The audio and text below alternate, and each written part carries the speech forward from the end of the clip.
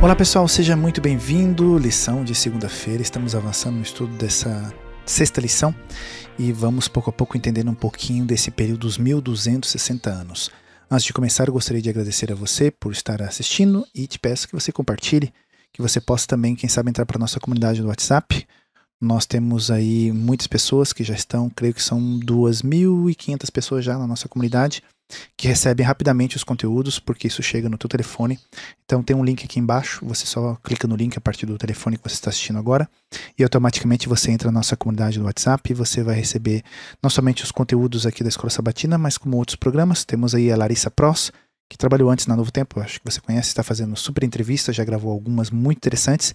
E em breve teremos aí entrevistas de pessoas que contam o que Deus tem feito de impactante na vida delas, contando assim relatos de momentos onde elas sentiram realmente a mão de Deus ajudando-as e protegendo-as. Então, fica aí ligado que em breve teremos novos programas aqui, além do nosso bate-papo de sábado, né? Se você ainda não viu, recentemente publiquei o bate-papo do sábado.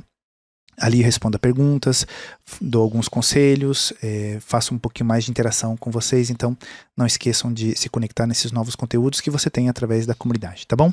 Vamos lá então para a lição desta segunda-feira, períodos proféticos. Estamos aqui de novo com dois versículos chaves. Vamos ler aqui mais uma vez, né?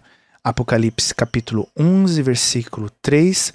Darei poder às minhas duas testemunhas e elas profetizarão durante 1260 dias, vestidos de pano de saco. Vocês já sabem, né? Ezequiel nos dá essa resposta, que um dia profético é igual a um ano. Você tem também ali os 40 dias que os espias estiveram na terra, representaram no final 40 anos em que eles passaram no deserto. Então essa ideia de que um dia equivale a um ano. E também um outro versículo interessante que eu gostaria de ler com vocês aqui, que é Daniel 7,25, que diz: Ele falará contra o Altíssimo, oprimirá os santos e tentará mudar os tempos e as leis.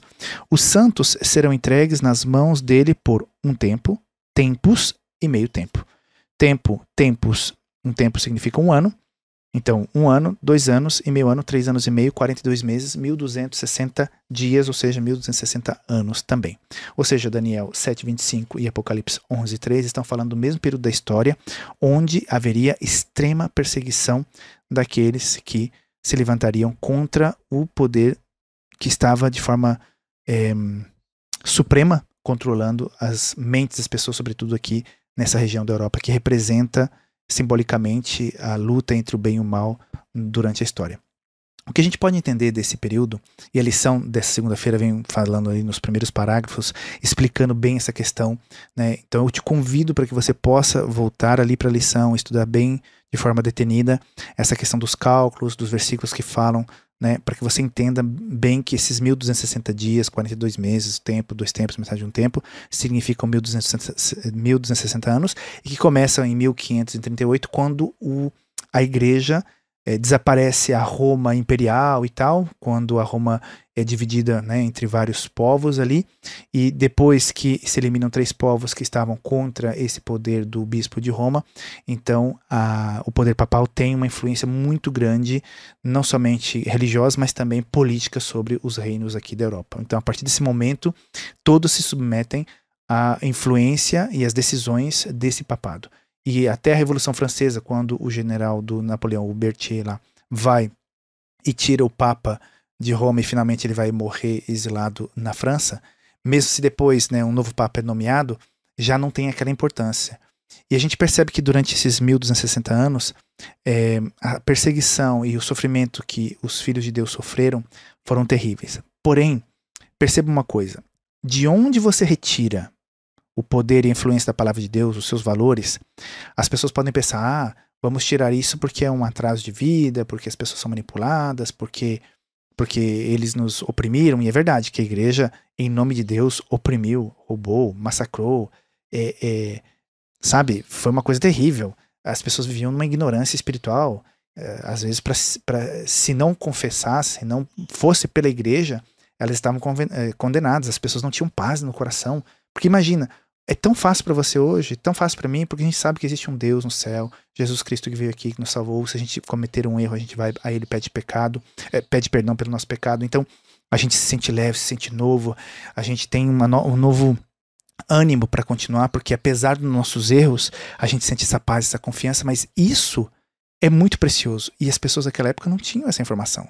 Então, havia uma manipulação terrível, terrível pela parte dos líderes religiosos, onde a pessoa só podia sentir paz se ela pagasse, se ela comprasse sua paz através de perdão, de indulgências. Eu posso estar exagerando em alguns aspectos, mas de forma geral era isso. Então foi muito terrível esse período. Porém, vemos o seguinte: de onde você retira a palavra de Deus, porque ao mesmo tempo eles esconderam a palavra de Deus, como eu falei na lição de ontem, né? Quando você retira a palavra de Deus, mesmo se você tem um poder religioso dominando ali, através das suas tradições, suas doutrinas e tudo, a gente percebe que forças humanas vão surgir, como foi o caso, né? Vão surgir contra essa dominação. Porque quando você tira esse elemento que é o Espírito Santo, a palavra de Deus, a conversão, a transformação do caráter, ficam apenas os desejos humanos. E os humanos, quando não tem Deus, eles desejam o quê? Poder, desejam dinheiro, desejam influência, desejam vitória sobre os outros. E aquilo criou uma espécie de conflito interno que vai levar com que, de repente, como diz a profecia, né, essa besta recebe uma ferida mortal na cabeça. Então, finalmente, esse poder que dominou durante os 1260 anos vai ser retirado daí, como a gente vai ver na lição nos próximos dias, né? Então, quando você tira a palavra de Deus, pode parecer que no princípio as pessoas ganharam inteligência, sabedoria, não precisamos dessa, como diz muita gente, né? Isso aí é uma muleta, né? A espiritualidade é uma muleta. E na verdade, quando eles jogam fora a muleta, eles vão perceber que mais tarde eles vão cair no chão, vão bater com a cara no chão, porque não é uma muleta. É simplesmente a nossa força vital para nos mantermos de pé e podermos caminhar com honra, com esperança, sabendo que a vida eterna nos espera, que essa aqui não é a verdadeira vida. Quando você retira isso da vida das pessoas, fica um vazio. A princípio, a razão, conquistas podem até te parecer reconfortar, mas mais tarde não há vitória. Não há alegria, não há paz, não há satisfação. É sempre conflito, conflito, conflito. E é isso que vai acontecer. Finalmente, esses que aboliram, que expulsaram a palavra de Deus da igreja e da sociedade em geral, vão pagar caro porque eles vão ser destituídos também. Tá? Então, qual é a mensagem para nós hoje na lição da Escola Sabatina? Se você deixar a Bíblia para fora, mesmo se você mantém a casca, mesmo se você mantém a forma, se você tira a essência da tua família, se você tira a essência da tua vida, não vai dar certo. Chega um momento que o carro vai bater na parede, porque o condutor não está mais no carro, entende? O carro vai sozinho. E chega uma hora que ele vai pela vida, por uma pedra que está na estrada, vai desviar o volante e aquilo vai bater. Porque sem a guia divina, você pode até parecer que está tendo mais sucesso no começo, mas no final isso não vai terminar bem. Vejo o exemplo de várias pessoas que começaram, por exemplo, né, eu tenho alguns exemplos de alguns cantores, por exemplo, que começaram cantando na igreja, que passaram a serviam a Deus através dos seus dons, mas depois deixaram isso tudo de lado e foram servir a cultura pop, a eles mesmos, a grandeza e tal. E quantos não terminaram assim muito mal, muitos se suicidando, muitos com overdose, porque de repente a vida fica vazia e você quer preencher com outra coisa, e de repente aquilo que você achou que estava te impedindo de crescer, na verdade era a essência, entende? E finalmente a pessoa perde tudo. Então, se você não tem a palavra de Deus no centro da tua vida, eu te recomendo que você possa trazer de volta isso, que você possa passar mais tempo com a Bíblia, que a Bíblia seja o centro, porque se ela não está sendo o centro, o resto que fica no lugar pode até funcionar durante um tempo, mas depois vai por terra, tá bom? Que Deus te abençoe, a gente se vê amanhã para a lição de terça-feira. Tchau, tchau.